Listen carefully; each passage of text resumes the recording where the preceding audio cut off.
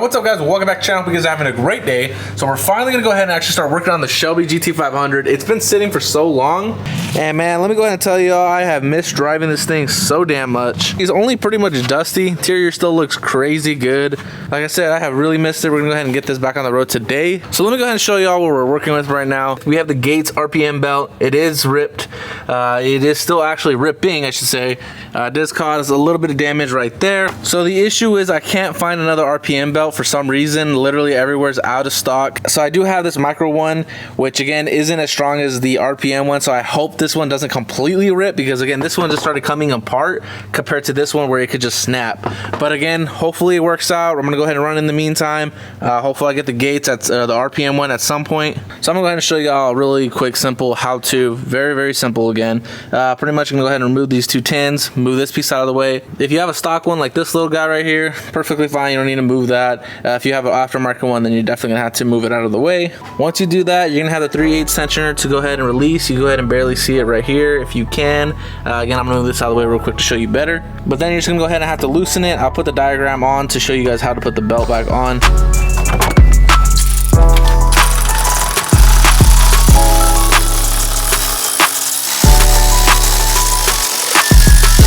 Now just move this out of the way completely.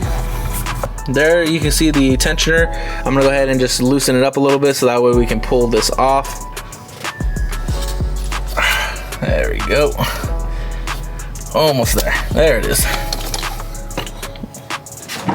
Go ahead and see if it starts up.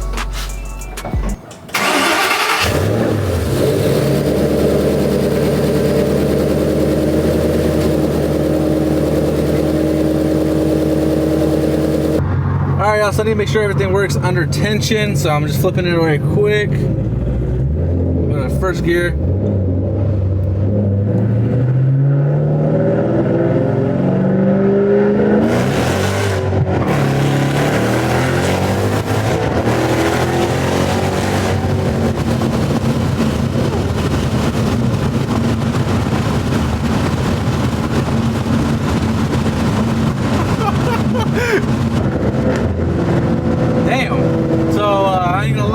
Ready for that? It's been a long time since we did a pull in this car. So apologies to the granny shifting. I'm over here wearing the Easy Slides. Just today I can show you hers because she just got a new pair.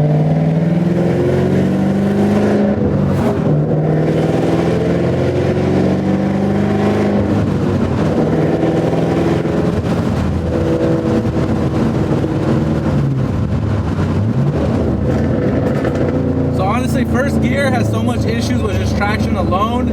I'm just gonna do a baby pull in second gear to go ahead and make sure there's no belt slip.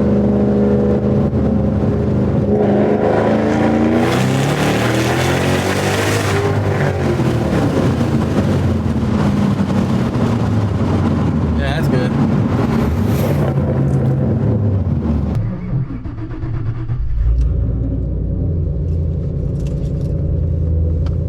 Good morning everybody, we are back in the Shelby GT500. It's honestly been such a long time since I've had this thing out on the road.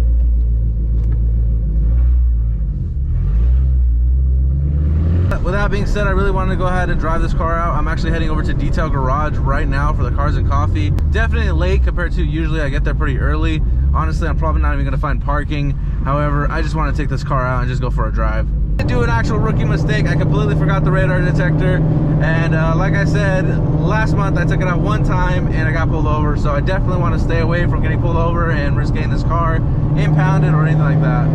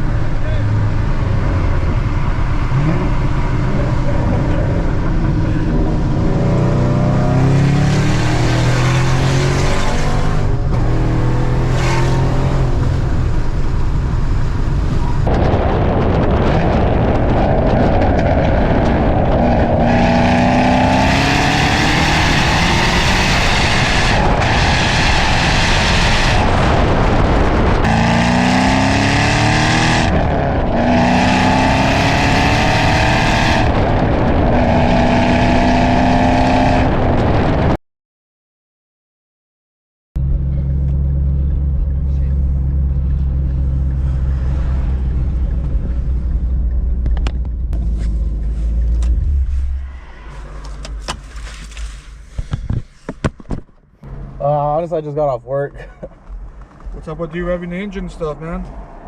I wasn't trying to be honest with you. It's just I literally just got off work. The car was sitting for so long. Did a 12-hour shift, so honestly, it's just really, I would say it's called like cold. So like it's just really loud because it's a pretty big motor. All right, can I see some driver license registration proof? Yeah.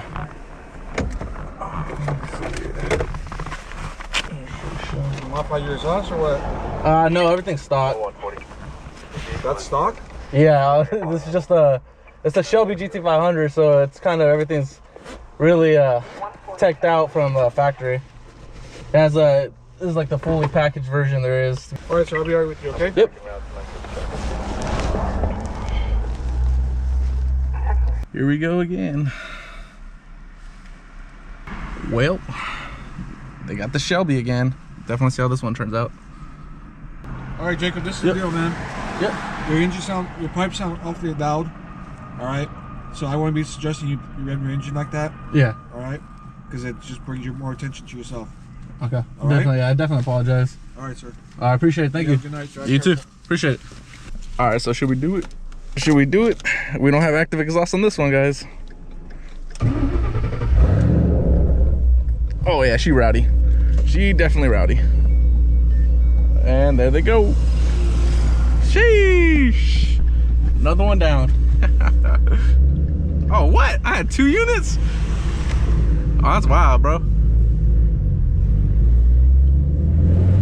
All right, y'all, so ultimately in situations like this, definitely just be respectful. They're just doing their job, and usually respect goes a long way, and that goes with a lot of things in life.